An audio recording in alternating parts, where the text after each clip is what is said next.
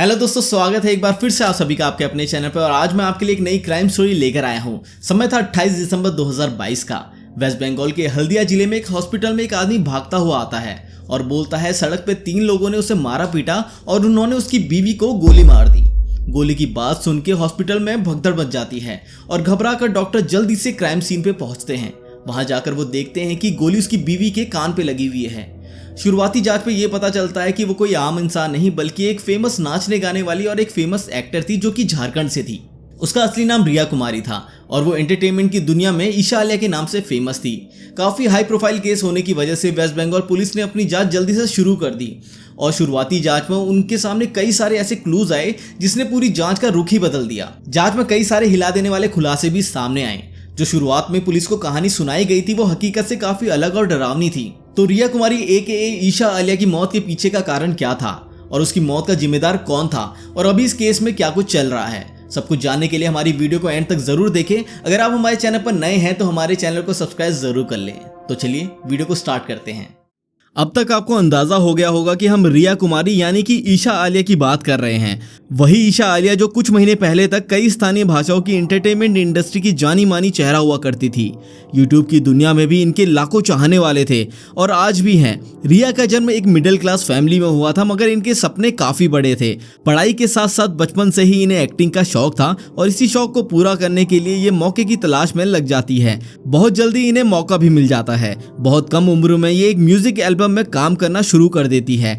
देखते ही देखते लोग इन्हें काफी पसंद करने लगते हैं और फिर ये झारखंड के अलावा दूसरे राज्यों के भी स्थानीय भाषाओं की म्यूजिक एल्बम में काम करने लगती हैं। उन्होंने अपना करियर रिया कुमारी के रूप में शुरू किया था मगर देखते ही देखते ये ईशा आलिया के रूप में पहचाने जाने लगी। जैसे जैसे रिया कुमारी का नाम बढ़ने लगता है उन्हें इंडस्ट्री के बड़े डायरेक्टर और प्रोड्यूसर भी एल्बम में लाने लगते हैं और बदले में उन्हें काफी अच्छा पैसा भी मिलने लगता है। काम के सिलसिले में ही एक दिन रिया कुमारी की मुलाकात प्रकाश कुमार नाम के एक व्यक्ति से होती है। बातचीत के बाद पता चलता है कि प्रकाश कुमार झारखंड फिल्म इंडस्ट्री का जाना माना फिल्म और म्यूजिक एल्बम प्रोड्यूसर है। काम के सिलसिले में प्रकाश कुमार एक दिन रिया को मिलने के लिए बुलाता है। बातचीत के बाद रिया प्रकाश कुमार की म्यूजिक एल्बम में काम करने के लिए राजी हो जाती है। इसी काम के दौरान दोनों की मुलाकात रोज रोज होने लगती है और फिर देखते ही देखते ये रोज रोज की मुलाकात प्यार में बदल जाती है। कुछ समय बाद रिया कुमारी प्रकाश से शादी कर लेती है। रिया ने काफी सपने संजोकर प्रकाश को अपना हमसफर चुना था मगर शादी के बाद नई जिंदगी की शुरुआत में ही रिया को पता चलता है कि उसके साथ बहुत बड़ा धोखा हुआ है।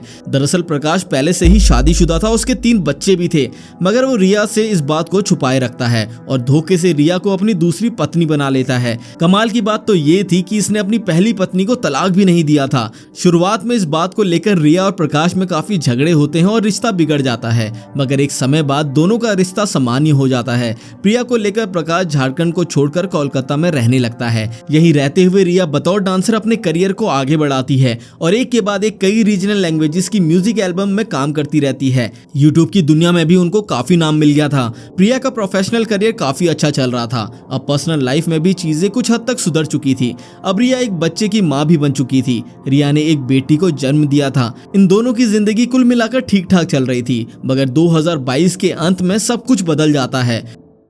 हमेशा की तरह नए साल में कुछ दिन पहले रिया अपने पति के साथ काम के सिलसिले में झारखंड आती है और फिर 28 दिसंबर 2022 को झारखंड से वापस कोलकाता जाने लगती है। प्रिया और प्रकाश कोलकाता अपने घर पहुंच पाते उससे पहले हिलाने वाला दावा करते हुए प्रकाश कुमार भागते हुए हावड़ा जिले के ही एक अस्पताल में पहुंच जाता है। प्रकाश के दावे के मुताबिक वे सुबह सुबह हावड़ा के बागनाम क्षेत्र के NH16 के पास जाने वाले थे। तभी वहां पर 3 लोग नकाब पहनकर आते हैं और प्रकाश के ऊपर हमला करके उसके सामान को लूटने की कोशिश करने लगते हैं। ये सब कुछ होता देख गाड़ी में ही बैठी रिया अपनी 3 साल की बेटी को गाड़ी में ही छोड़कर गाड़ी से उतरकर प्रकाश की मदद करने के लिए आ जाती है। प्रकाश के बयान के मुताबिक वो तीनों गुंडे लूटपाट करने की कोशिश करते हैं और उसे बुरी तरह से मारते हैं। ये सब देखकर बीच बचाव करने के लिए रिया आ जाती है। जब रिया बदमाशों को रोकने की कोशिश कर रही थी तभी एक बदमाश अपनी बंदूक निकालता है और रिया को गोली मार देता है। प्रकाश के मुताबिक उसके साथ ये लूटपाट की घटना सुबह के लगभग 5:30 या 6 बजे के बीच हुई थी। प्रकाश बताता है कि रिया को गोली गाड़ी के बाहर मारी गई थी, इसलिए गोली मारते ही जब गुंडे भाग जाते हैं तो वो रिया को गाड़ी में डालता है और अस्पताल की तलाश में लग जाता है। थोड़ी दूर जाने के बाद उसे कुछ लोग दिखाई देते हैं। इनसे वो पूछता है कि क्या आसपास कोई अस्पताल है। जवाब में वहां पे मौजूद लोग प्रकाश को एक स्थानीय अस्पताल के बारे में बताते हैं। प्रकाश भागते हुए अपनी पत्नी को लेकर वहां आ जाता है और सारी बातें उन्हें सुनाता है। प्रकाश की बातें सुनते ही डॉक्टर की टीम कार तक आती है और जांच करते ही कंफर्म कर देती है कि रिया कुमारी की मौत हो चुकी है। रिया की मौत की बात सुनते ही प्रकाश पागलों जैसी हरकतें करने लगता है और चीखना चिल्लाना शुरू कर देता है। इतनी देर में अस्पताल प्रशासन की ओर से दी गई जानकारी के बाद कोलकाता पुलिस की एक टीम भी अस्पताल पहुंच जाती है और कागजी कार्रवाई पूरी करने के बाद रिया के शव को पोस्टमार्टम के लिए भेज देती है, जबकि प्रकाश को वहीं बैठे रहने के लिए कहा जाता है। जिस गाड़ी से प्रकाश और रिया ट्रैवल कर रहे थे उस गाड़ी को भी पुलिस अपनी जब्त में ले लेती है और फॉरेंसिक जांच के लिए भेज देती है। पुलिस प्रकाश से घटना के बारे में पूछताछ शुरू कर देती है। शुरुआती दौर की पूछताछ में प्रकाश का बयान बदलने लगता है। पहले वो कहता है कि वो पेशाब करने के लिए गाड़ी से उतरा था। थोड़ी देर बाद वो कहता है कि बेटी रोने लगी थी इसलिए हमने गाड़ी रोकी थी। कुल मिलाकर बदलते हुए बयान से पुलिस संतुष्ट नहीं हो पाती और प्रकाश से पूछताछ का सिलसिला लंबा होता चला जाता है। पूछताछ में प्रकाश पुलिस वालों को बताता है कि जैसे ही वो गाड़ी से उतरा अचानक से 3 लोग आए और वो उनसे मारपीट करने लगे। जब वो तीनों प्रकाश को मार रहे थे तो बीच बचाव करने के लिए रिया आ जाती है। प्रकाश के मुताबिक रिया के आते ही उन तीनों में से एक व्यक्ति अपने पास से पिस्टल निकालता है और रिया के कान में बिल्कुल सटाकर गोली चला देता है। पुलिस को प्रकाश के इस बयान पे भरोसा नहीं होता क्योंकि प्रकाश के शरीर पर चोट के एक भी निशान नहीं थे। ऐसा कैसे हो सकता है कि एक तरफ दूसरे को गोली मार दी जाए जबकि उसी के साथ मौजूद दूसरे शख्स को खरोच तक ना आए। प्रकाश ने दावा किया था कि NH-16 के महेश रेखा ब्रिज के पास उसने अपनी कार रोकी थी। पुलिस इस पर भी सवाल करती है क्योंकि ये वैसी जगह थी जहां पर पार्किंग के लिए कोई जगह नहीं थी, तो आखिर यहाँ पर प्रकाश अपनी कार कैसे रोक सकता है।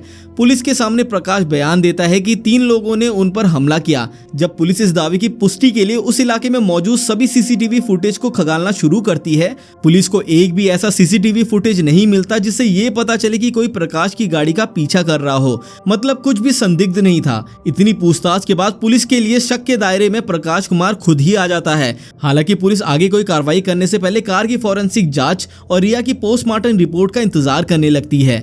जब रिया की पोस्टमार्टम रिपोर्ट आती है तो एक अलग ही खुलासा होता है। प्रकाश के मुताबिक 3 लोगों ने उन पर सुबह के लगभग 6:30 बजे के आसपास हमला किया था, मगर पोस्टमार्टम रिपोर्ट में दावा किया जाता है कि रिया को कम से कम रात के 1 या 2 बजे के बीच में ही गोली मार दी गई थी। कार से जुड़ी रिपोर्ट भी पुलिस के सामने आती है तो पुलिस का प्रकाश पर शक यकीन में बदल जाता है। दरअसल फॉरेंसिक रिपोर्ट के मुताबिक जांच में कार के अंदर 9mm बुलेट का खोखा मिलता है। अब अगर प्रकाश के दावे के मुताबिक रिया को गोली गाड़ी के बाहर मारी गई थी तो आखिर यह खोखा गाड़ी के अंदर क्या कर रहा था। इधर पुलिस अपनी जांच कर ही रही थी कि रिया की मौत की खबर सुनकर रिया का भाई और उसकी मां रांची से कोलकाता आ जाते हैं और प्रकाश पर अपनी बेटी की हत्या का मामला दर्ज करवाते हैं। ये लोग एक और खुलासा करते हैं कि लगभग कुछ दिन पहले ही रिया और प्रकाश का काफी झगड़ा हुआ था। उसके बाद प्रकाश घर छोड़कर चला गया था। हालांकि वो अचानक से घर वापस भी आ गया और फिर रिया को कोलकाता लेकर चला गया। रिया की मां एक और खुलासा करती है कि इससे पहले भी प्रकाश ने रिया की जान लेने की कोशिश की थी, मगर वो तब बच गई थी। इसके बाद पुलिस वाले सख्ती से पूछताछ का सिलसिला शुरू करते हैं तो आखिरकार प्रकाश कुमार का सारा झूठ बेनकाब हो जाता है।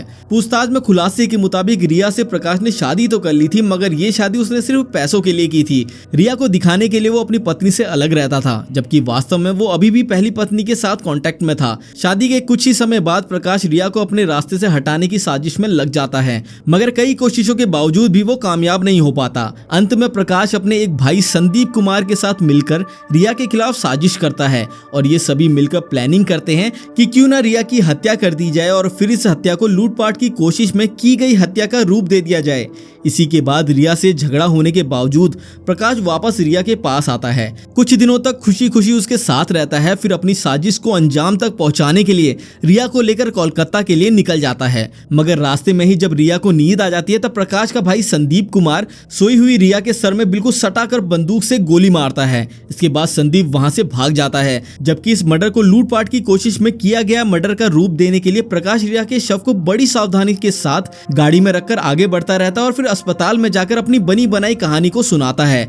खुलासे के बाद तुरंत यानी कि हत्या के अगले दिन 29 दिसंबर 2022 को ही रिया के पति प्रकाश कुमार को गिरफ्तार कर लिया जाता है। प्रकाश ने अपने बयान में हत्या की साजिश में अपने भाई संदीप को भी शामिल बताया था, इसलिए पुलिस की कई टीम संदीप की तलाश में लग जाती जाती है। फाइनली 31 दिसंबर 2022 को संदीप को भी गिरफ्तार कर लिया जाता है। अब पुलिस रिया के 2 कातिलों को गिरफ्तार कर चुकी थी।